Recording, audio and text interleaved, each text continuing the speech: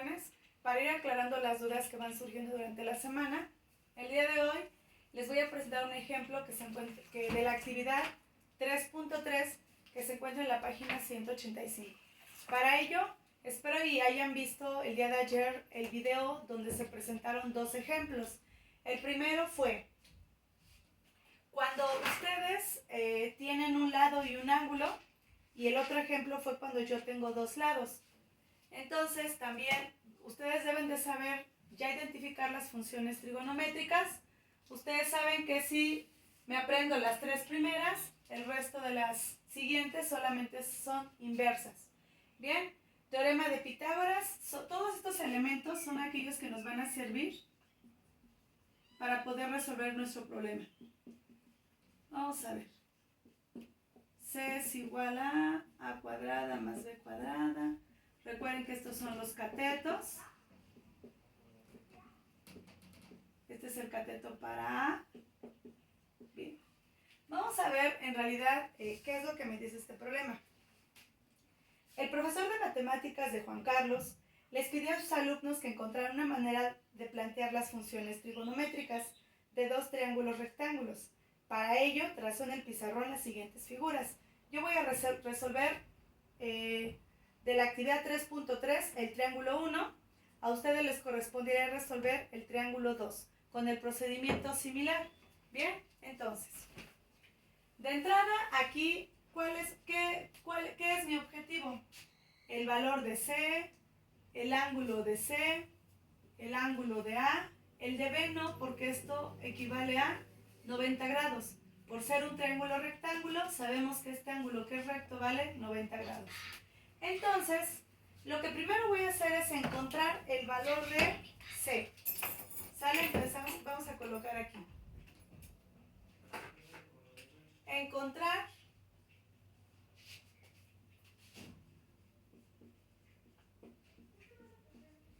el valor de C. ¿Sale? Si ustedes observan, el teorema de Pitágoras te permite calcular los lados de un triángulo rectángulo. Entonces, si observamos, tengo el valor de A, el de B y el de C es el único que desconozco. Por lo tanto, tengo que hacer uso de la expresión C es igual a la raíz cuadrada de A cuadrada más B cuadrada. Entonces, vean, todo este procedimiento ustedes tienen que seguir para poder encontrar esos valores.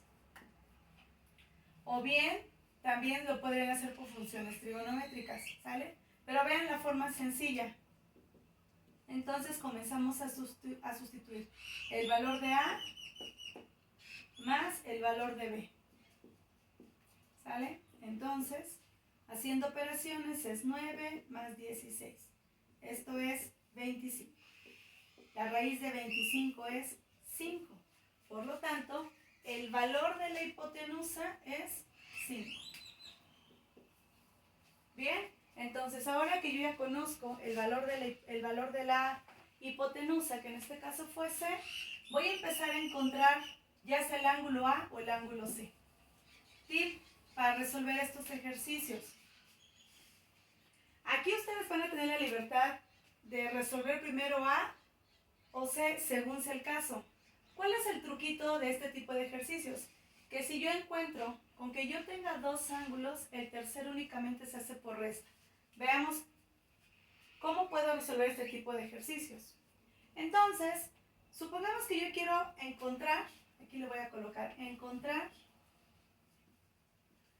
el ángulo A, ¿vale? Vamos a ver quién es el ángulo A. Entonces me comienzo a posicionar y empiezo. Recuerden, del ángulo A empiezo a ver todos los elementos que yo tengo.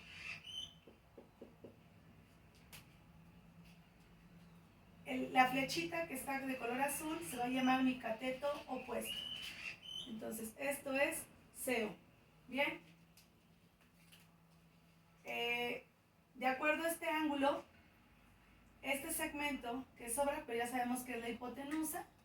Aquí le vamos a colocar un igual. Ya sabemos todos que es la hipotenusa. Y por último, el sobrante es el cateto adyacente. Bien, entonces, este tipo de ejercicios como que fue aún más sencillo. porque aquí ya tengo los tres lados y nada más voy a encontrar el valor de un ángulo. Entonces, aquí, esto ya es libertad de ustedes. ¿Qué expresión van a querer utilizar?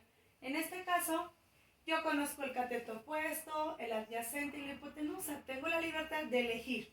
Entonces, por ejemplo, en mi caso, yo voy a elegir, si conozco el cateto opuesto y el adyacente, puedo utilizar esta, ¿sí o no? O pueden utilizar la que quieran, porque conocen los tres valores. Yo voy a utilizar la tangente. Entonces coloco tangente del ángulo A, que es el ángulo que quiero conocer, es igual a ¿quién? Cateto opuesto sobre cateto adyacente. ¿Quién es mi cateto opuesto? 3. ¿Quién es mi cateto adyacente? 4. Por lo tanto, la tangente del ángulo A es igual a, dividen 3/4,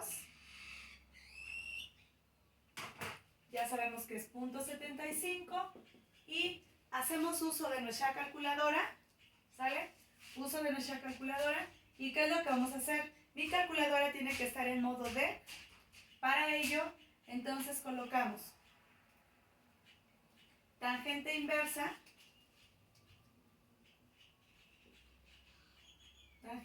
inversa del ángulo A de 0.75, ¿sale?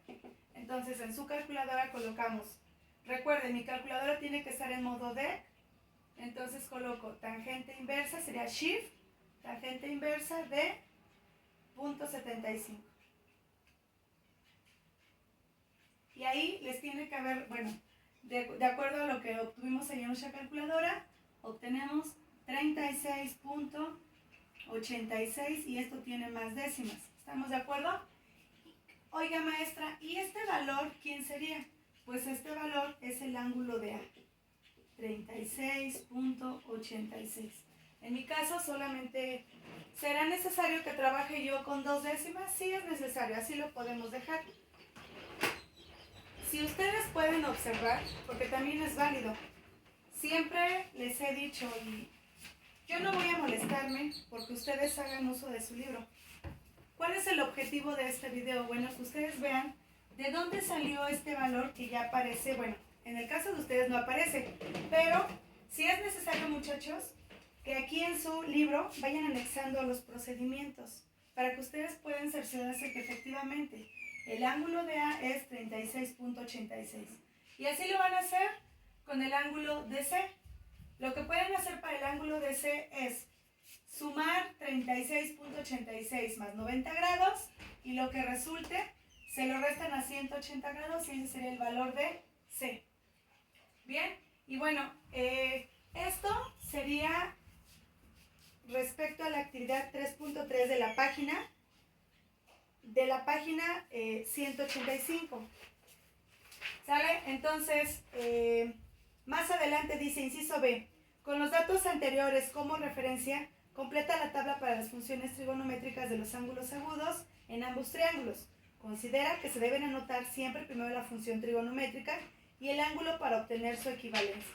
Bien, entonces, ahí ustedes lo único que van a hacer, vean, incluso se las colocaron más sencillo, porque les ponen triángulo 1, triángulo 2, el seno